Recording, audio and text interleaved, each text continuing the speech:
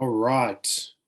Hey, everybody. Welcome back to another virtual BJJ. And we have been very blessed that at Redback BJJ under Travis Foray, we have been kept quite busy with how much we have to do online with everything that we have. So this is going to be the third installment of this virtual fundamental BJJ class. Thank you very much for watching and joining us back for discussion. So we talked a lot over the last 2 weeks about this single match. I'm very excited because we finally get to finish it.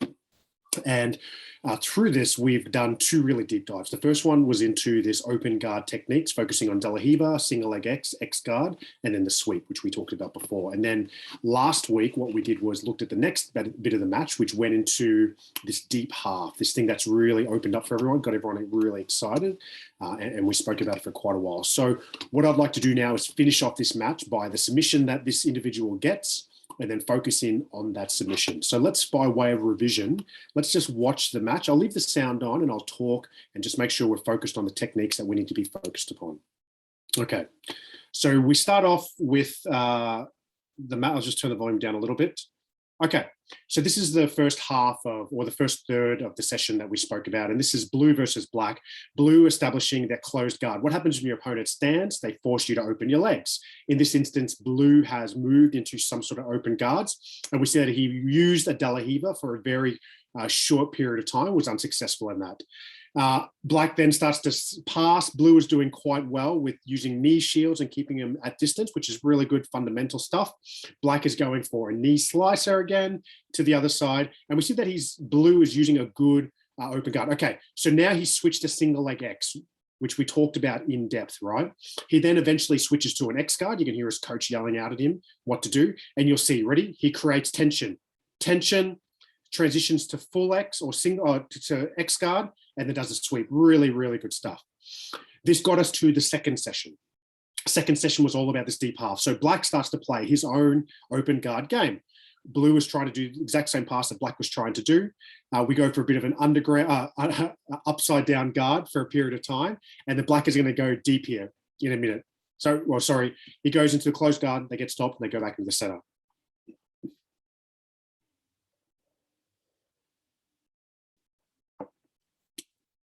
Okay, so starting from the closed guard, we're going to see blue stand up straight away. And then black is going to start playing his own De La Riva game as well, which is it's pretty good to see.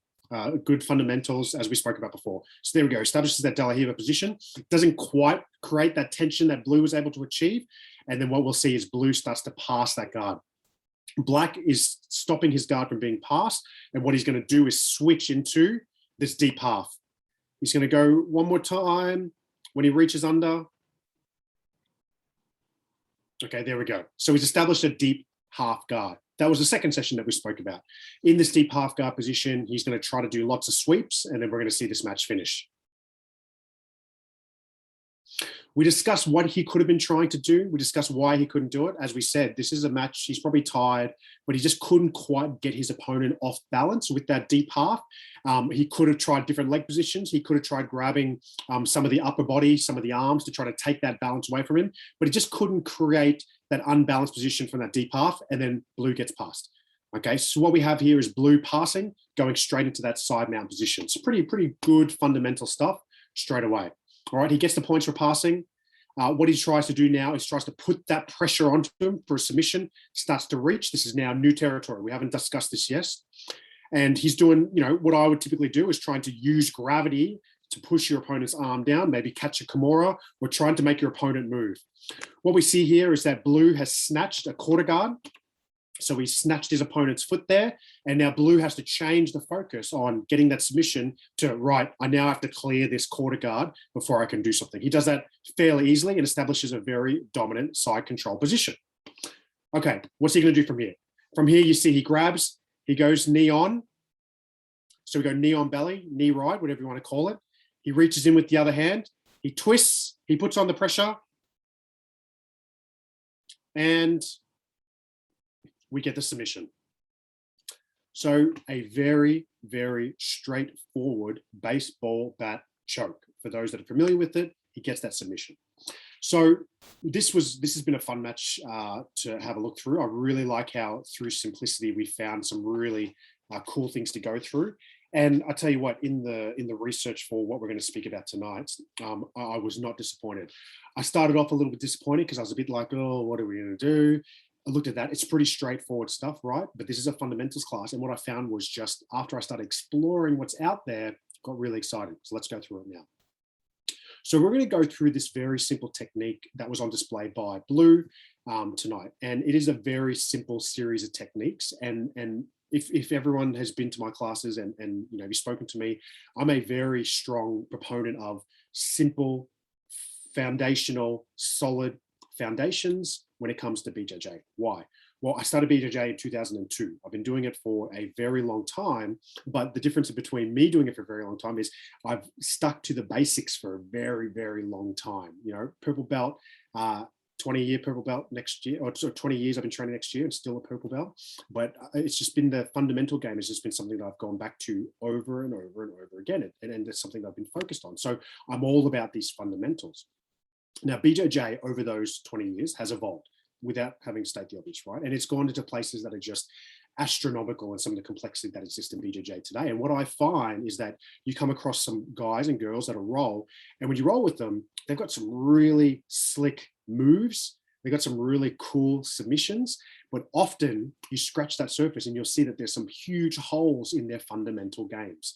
They can't hold mount. They can't do a good side control. They're unsure about how to transition. They can do a really cool omoplata sweep or something like that, or they can do a really cool reverse triangle, especially with the heel hooks and all that sorts of stuff, but some of the foundations are always missing. So that's why I really enjoy opportunities to look at something as simple as what we saw just then and try to get the juice out of it. And I remember my very, very first BJJ coach, a guy called Mike McGee, blue belt, no big deal. Blue belt in 2002, we were talking about John Will. I just done some stuff with John Will through Trav, through the Army. And I was talking to Mike about John, and Mike just said, he's a blue belt.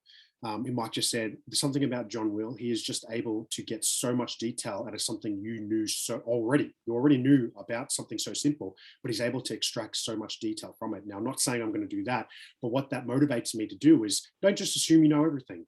And that's what I did at the start of this. I'm like, okay, we're going to go knee right, and then we're going to go baseball choke. I know all of that already.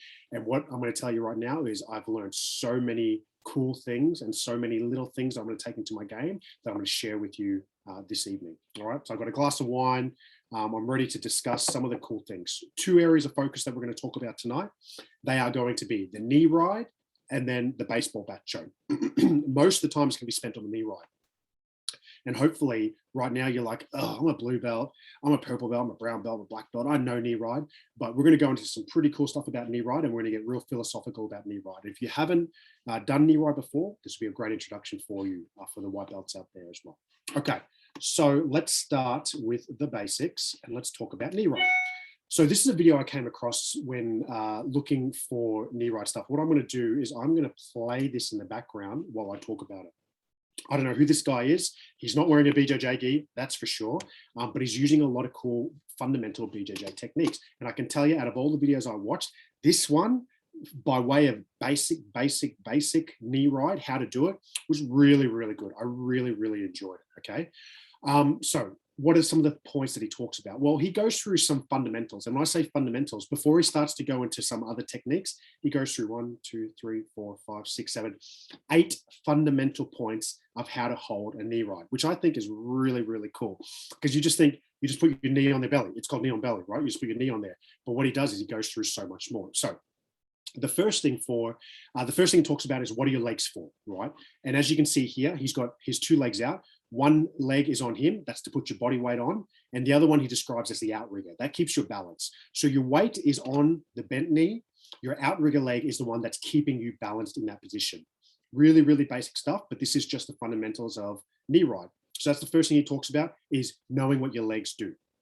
Now, the next thing is about finding your balance. So once your leg is on there and once you've got your outrigger in place, you need to find your balance on the top. Earlier in the video, he showed don't lean too far forward, don't lean too far back, don't be up too high, and don't be down too low. You need to find the place that's good for you. Now, this comes back to something I mention every time I talk about this. It's all about your body shape. I'm a heavy guy. I get a lot of natural gravity that helps me with the knee ride. But what that takes away is my mobility, right? Lighter guys don't have the weight, but what they have is the mobility. So their knee rides can be very different to my knee ride. So you need to find the knee ride that's best placed for you. All right. The third point that he talks about is your knee placement. And as you can see that he's doing in this instructional, his knee is not on the tip of his knee down. I'll talk about that in a minute. It's actually his shin that sits across the belly or higher up on the sternum of his opponent, okay? That's really important because people think you need to drive that knee in. We'll look at that soon, but he doesn't. It is the shin and the knee placement that is on it. It's not the tip of the knee, but it's spread over almost like a seatbelt. The fourth one is he talks about is this foot, and you can see his foot is wrapped around his opponent's hip. His foot is not far away. His foot is certainly not under, and he's on his tippy toes. He's not flat on his foot. That foot is a very fundamental aspect of the knee ride position. It allows you to keep that pressure on, but also hooks the hip of your opponent whilst they move. And we'll look at moving knee ride in a moment as well. The next point he used is the use of the other leg. When he has this leg out, you can see he puts it into what he describes as a neutral position. Perfect timing. He can move it around. It's not dead straight. It's not completely bent. It's not somewhere the opponent can grab. It's out there in a neutral position. That's his next point. Don't place your outer leg somewhere where your opponent can grab it. And finally, he'll go into the hooking of the upper body for the opponent itself. Now, I really like this. And if you've never done knee ride before, I strongly recommend that you check out this video. You can sort of YouTube it, KU Quick Tips Radio, knee ride basic, fundamental position basics. Really, really good to explain the fundamentals of the knee ride. Now, and here's the scoop. If you are good at knee ride or you know knee ride, look at it. Because I looked at this video and there was a couple of things in there that I was like, oh yeah, I forgot about that. Oh yeah, I ignored that because I learned knee ride so long ago that it was something that I haven't really focused too much attention on. He then goes through transitioning to different types of knee ride, swapping the legs over. It's really good stuff. So the reason why I wanted to start with the fundamentals is because knee ride over the last 20 years that I've been doing it has changed a lot. Now I've got a picture here of John Will. It's the only one that I could find, but this was almost the knee ride that I learned, right? John has got his leg bent. He's got everything perfect. And this is a very strong dominant knee ride. If he was to extend his hip and make a direct line from his head down to his knee, that's the original knee ride that I learned. And that's the original knee ride that most people learned back in the day, okay? And it was all about, now it was called knee ride. It was all about using as much force as you could from your head, straight spine, down your body, down your leg to the single point of the tip of your knee and putting that pressure on your opponent, whilst at the same time pulling up on their arm and pulling up on their leg and really driving your knee into your opponent. And you could often get submissions just doing that, especially if you put on a sternum or something like that. Really, really, really uncomfortable. And so that is what knee ride was for a very long time. Now, having gone through the stuff that I'm going to go through with you now, what I've discovered or what has become abundantly clear to me is that knee ride has fundamentally changed, right? And the reason why this picture is so important is I tried to find a picture of the old school knee ride that I was taught and I couldn't find it. And I remember there's a cool picture of John where he's almost like that, so I wanted to show that picture. All right, why has it changed?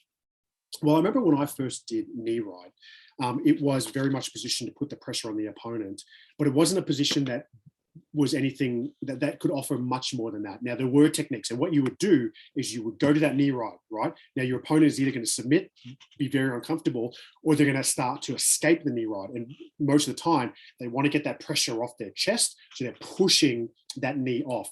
This presented opportunities. You see the chicken wings there when you're pushing to get to an arm bar, and then you go for an arm bar. And that was my game 101. What I started to find was the knee ride was successful for that, but as soon as I was good with that, I wanted to try something else. And I found that the knee ride actually started to open many, many other things for me. And what that allowed me to do was it gave me freedom to not just try to pin my opponent on the spot with that knee, but to actually use knee ride as a bait to see if my opponent will do something else. Will they move? Will they go to somewhere else to allow me to try something else? And what I found over time that it's developed. Now, I don't get knee ride to pin my opponent. I don't get knee ride to get an arm bar. I get knee ride to force my opponent to do something else so I can move into another position and try to do something. This changes it fundamentally. It changes it from a pinning position to a transitional position, a position that you apply onto your opponent to make them do something else so that you can move into a submission and then you can finish it. A subtle difference to what it used to be, which was a position that you would just dominate your opponent in, get your 4 points, and then move on. I think it's 4, I'm not sure. Trevor, tell me when I'm right. So I stumbled across this video, all right?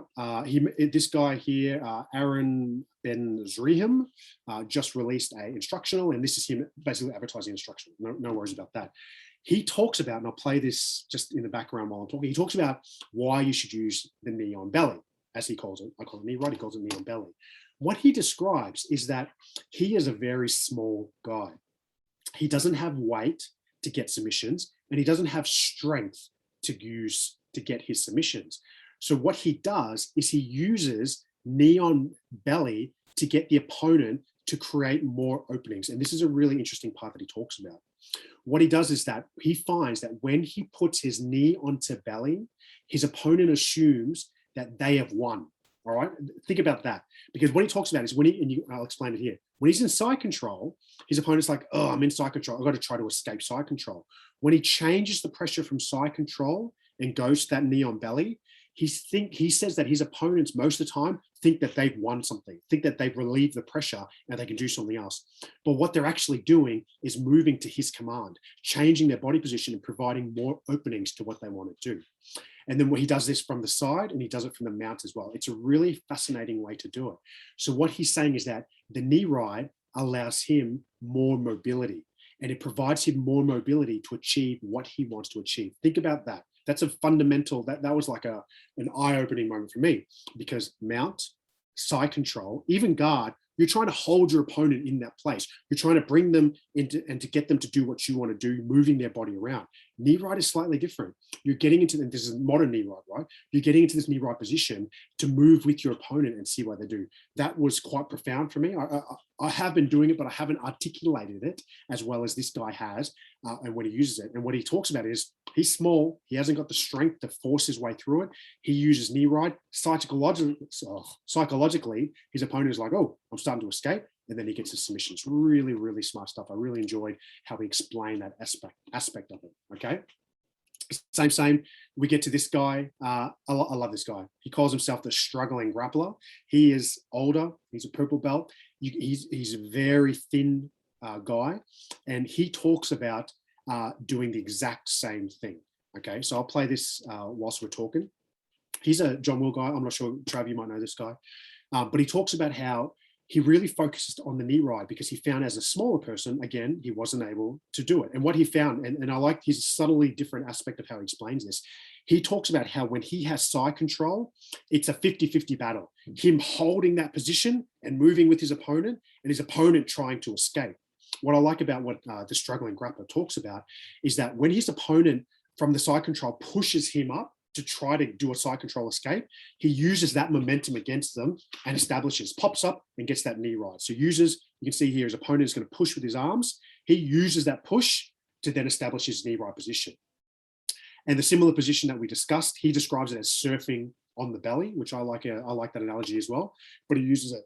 What I really like about what the struggling grappler describes is that if the knee ride is no longer attainable, if the opponent starts to escape or starts to know exactly what is happening and is not playing the game, he's able then to transition back to side control. So we've got this knee ride now that's not a position that is going to be the finishing position, but a position that helps you find other things as well. So I like how this guy uses knee ride very differently. He hops up, uses the momentum, gets up, and if it's not working for him, he'll use the momentum to get back down again. Really cool stuff.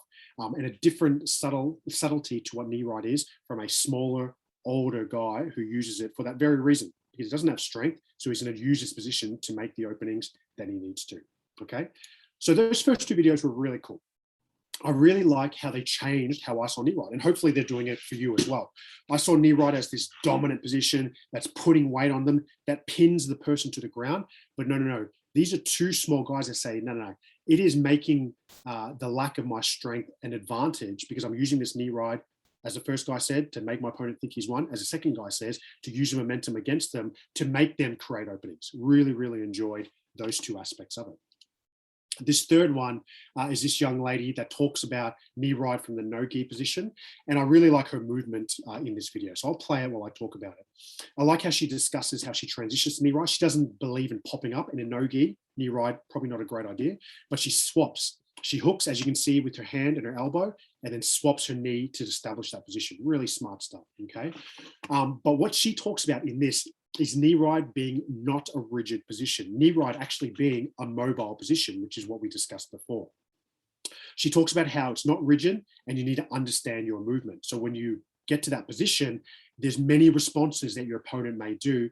It's not about just assuming you know what you want to do. It's about moving around with your opponent as you see fit. No jumping up. Swapping is the first thing that she talks about. And this is the part that I was just like, oh, it's so obvious. But until she said it, I was like, you're not actually putting your knee on their belly. And I'm like, of course you're not putting your knee on their belly. You never put your knee on the belly. Why do I keep calling it knee on belly? Why do I keep calling it a knee ride? As she said, it's the shin across the belly or even higher. All right, keep the weight on the foot, as we discussed before, which is a real subtle difference. If I say to you, do a knee ride, you're going to put your knee on the opponent. What she's saying is it's falsely named. It's actually shin across the belly, which is what you want to do. And how she describes what she does on top of an opponent when she's in this position is she describes that she floats on the top.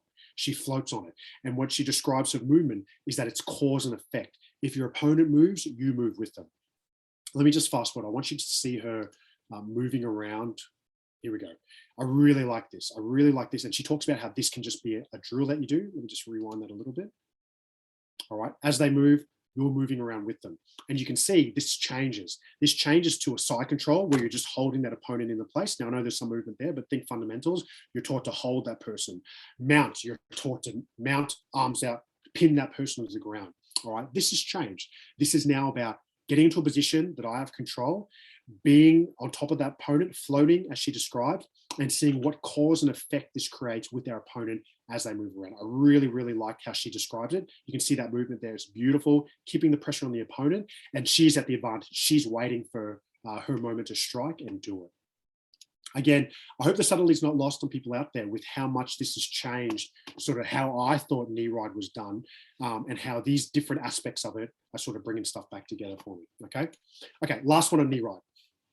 So another very simple one. What I wanted to do was establish what this guy talks about. Now, again, I'll play it as I speak. Very fundamental way of doing knee ride. But I wanted to show you this video because what he describes knee ride as is he calls it the hub. He calls knee ride his hub, and I love these transitions he does. And you're always going back to the hub. So what you're seeing there is he's doing, the first thing was called a windshield wiper, and what he's doing now is called the step spin behind, okay? Windshield wiper, step spin behind. What I might do is just rewind those again, just to look at that. That's the step spin behind. Okay, so he's going to do the windshield wiper when your opponent turns from side to side, going from knee ride to knee ride, and then he's going to do the step spin. I like these techniques. I'm not very good at them. These are two things I want to practice. Hopefully you do as well. But what I wanted to talk about this video is that he talks about knee ride as a position to frustrate your opponent, to move. Like we spoke about with the lady before, cause and effect, float on the top. He talks about how he moves constantly on the top of his opponent in that knee ride position. He said it's frustrating, and he talks about the mental aspect of being frustrated. You'll throw up an arm, you'll throw up an elbow, you'll throw up a leg, and then he strikes to do the submission. Really, really cool stuff. I like how he's thinking about this psychological aspect of doing the knee ride. Really, really cool, okay? All right, let's go back to this fight now. Let's rewind and let's look at what blue does, and let's talk about what we've spoken about knee ride thus far, okay? I'll turn the sound off. So in this position, he needs to be in that side control position. So as we said, black is captured his quarter guard, and he passed that quarter guard, establishes that good side control position. All right, so he's doing something tricky here. We'll talk about that in a minute. He secures that, he moves up, pops up, I would argue, and then establishes that good knee ride position. He's got the seatbelt on. He's not on the tip. He's not too high. He's not too low. He's not too forward. He's not too far back. He's not too far left, not too far right. He's in a really good position. How do you know? Because his opponent's moving and he's still on top. all right? Pretty good indicator that he's doing pretty good. He's got that foot in the hip, really important. That's a little nuance that's lost on a lot of people, certainly lost on me till very recently. That foot has to be glued to that hip to do that knee ride, knee on belly position. He continues to move with his opponent, and then he locks on that baseball bat choke, and then that is all she wrote. All right, so that was the first part of what we're going to talk about tonight. And in fact, that was the vast majority of what we're going to talk about, and that is knee ride position, because I just wanted to really break that down for you guys. And hopefully if you got something out of it, I got a stack out of it. So even if you didn't, I'm pretty good. Okay, next thing we're going to do is talk about this baseball bat choke, or just the baseball choke. All right, the baseball choke is a very, very fundamental or foundational technique in BJJ, but it's not one that you see that often, okay, which I find really surprising. It's like a lot of foundational stuff that's out there. It's really good, but over time people have moved on and they're doing different things. But here's one: if you don't have a baseball choke in your repertoire, get it. All right, I didn't have one. Chokes are not really my thing. About a year ago, in fact, during the last lockdown, I wanted to build up chokes. What better way to do that was I had my grappling dummy, I put on a gi, and my kid would be playing Fortnite, and I would just be doing baseball choke left, baseball choke right, baseball choke left. So I've got it in my repertoire now. So that's the beauty of this. You can practice it at home, okay? If you're not lucky enough to have family members to practice it on. All right, so this video has made the rounds on Facebook recently. I'll play, it's a bit of fun, okay? So her explaining the baseball bat choke, right?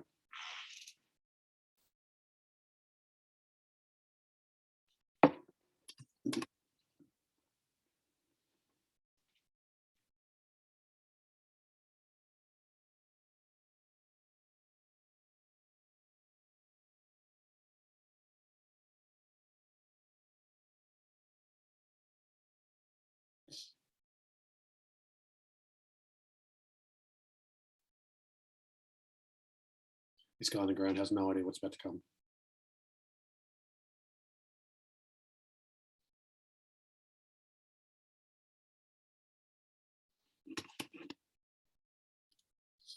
Apologies, bit of language in that one, but it comes on real fast. If you haven't had it done to you, you haven't done it. It comes on super fast.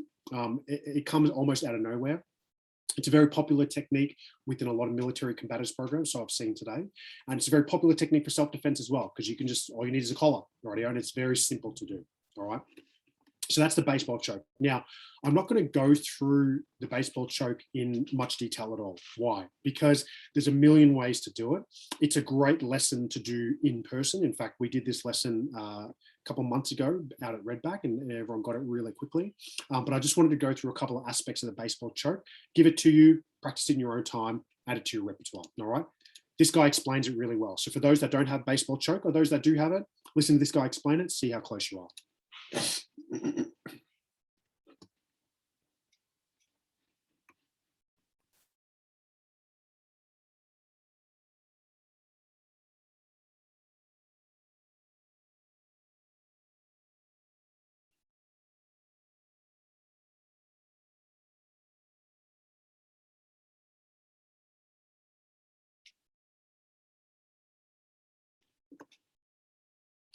Beautiful. So that's it.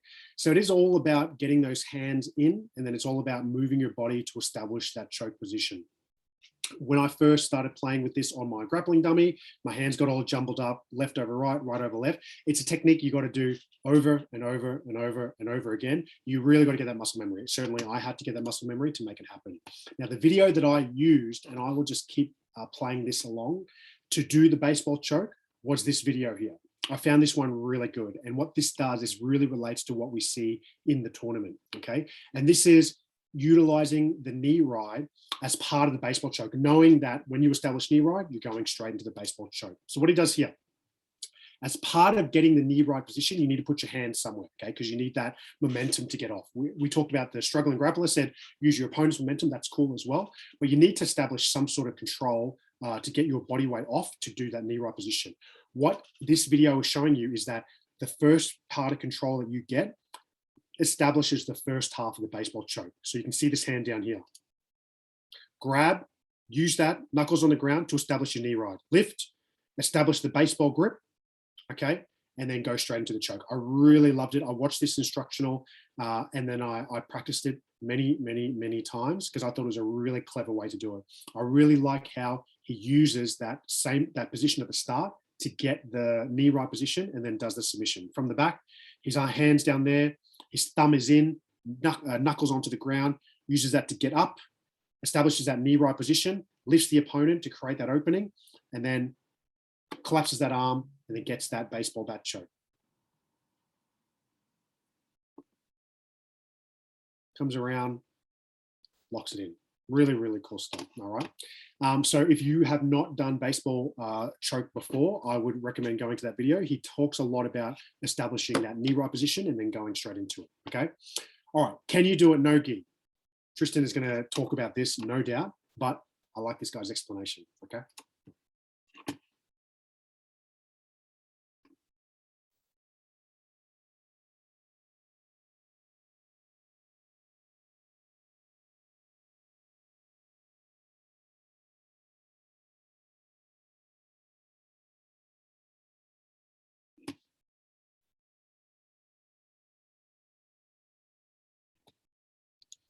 Pretty simple. I have not done a no-gi knee on belly baseball choke. I want to give it a go. All right, so let's finish off watching this video, okay? Let's take one more look at how he sets up this choke. So, side control, and here we go. Exactly the same as we spoke about. Let me just rewind a couple of seconds. Let's have a look at what he does. He gets out of that quarter guard, and then we can see from the instructional video, he's doing exactly what that video taught, all right? His first position is thumb in, knuckles onto the ground. You can see his left hand, his right hand there. He uses that to pop up. He's already got half a grip. He then pulls his opponent up, uses that to slide in, gets the baseball grip. He does a weird spin, not the way I would have done it. I would have done a bit more of a knee slide. Doesn't matter. He gets the submission, okay? So that's how he finishes it, uses it to get up to knee ride, and then that knee right position through to get to the choke. Some really cool stuff.